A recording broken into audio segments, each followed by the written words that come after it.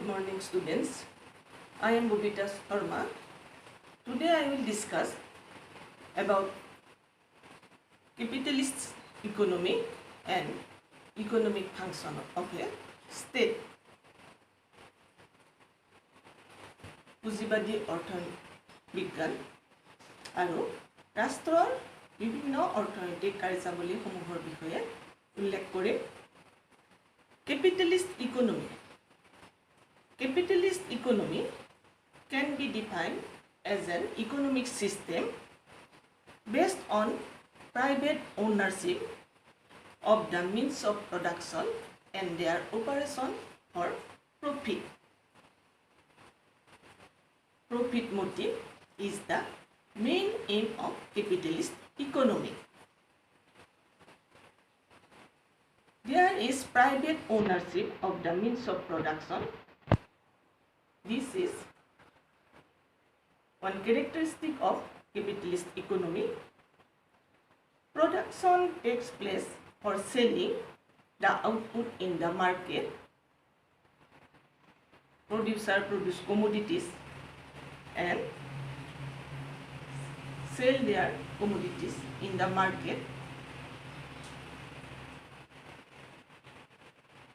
Profit motive is the main aim. This is the another characteristic of capitalism. In capitalism, there is no economic plan. Therefore, we can say non-planned economy. This is the another characteristic of capitalism. As there is private ownership of the means of production, and there is no government intervention. In capitalist economy, there is no government intervention. Consumer sovereignty is possible in capitalism. Consumer sovereignty, so therefore we can say consumer sovereignty, that another characteristic of capitalist economy. These are different features of capitalist economy. পুঁজিবাদী অৰ্থব্যৱস্থা হৈছে এনে এটা অৰ্থব্যৱস্থা য'ত উপাদানসমূহৰ মালিকীস্বত্ব ব্যক্তিগত উদ্যোগ বা পুঁজিপতিৰ হাতত ন্যস্ত থাকে। উপাদানসমূহ ব্যক্তিগত উদ্যোগ বা পুঁজিপতিৰ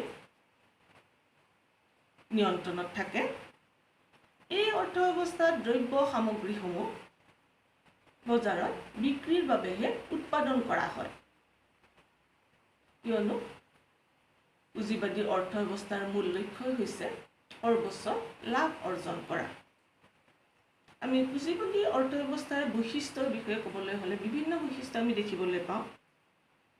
প্ৰথম বৈশিষ্ট্য হৈছে উপাদানসমূহৰ গৰাকী বা উৎপাদনৰ আহিলাসমূহৰ গৰাকী হ'ল পুঁজিপতি বা ব্যক্তি, ৰাষ্ট্ৰ নহয়।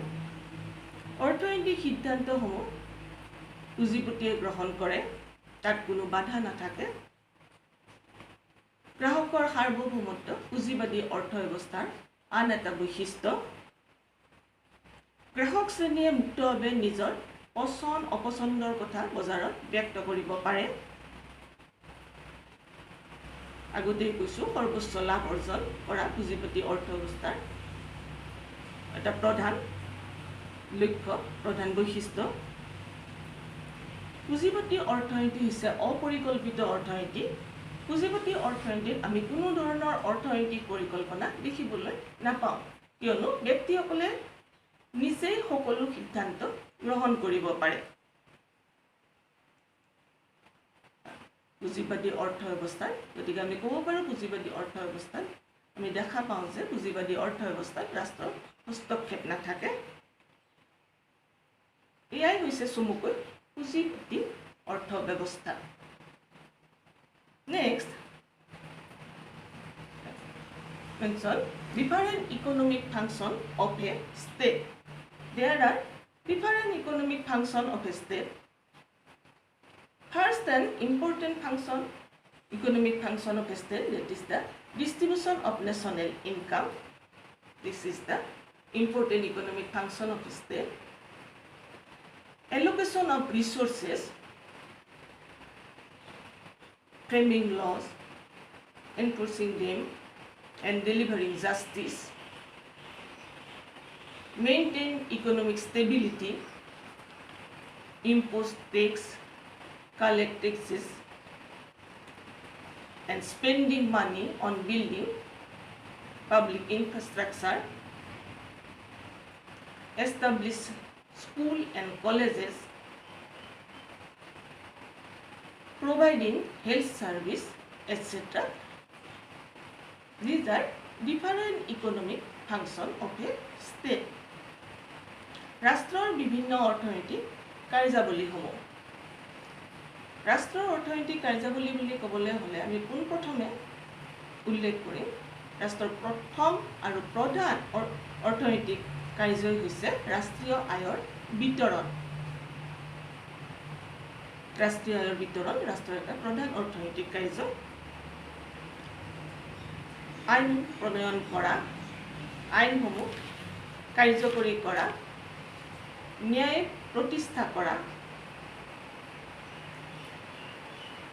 কৰ কাটল সংগ্ৰহ কৰি সংগৃহীত ধনৰাশিৰে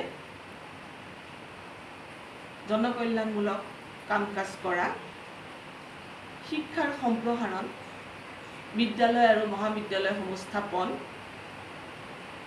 জনস্বাস্থ্য সেৱাৰ সম্প্ৰসাৰণ, আৰ্থিক স্থিৰতা স্থাপন ইত্যাদি এয়াই হৈছে বিভিন্ন অৰ্থনৈতিক কাৰ্যাৱলী ৰাষ্ট্ৰৰ।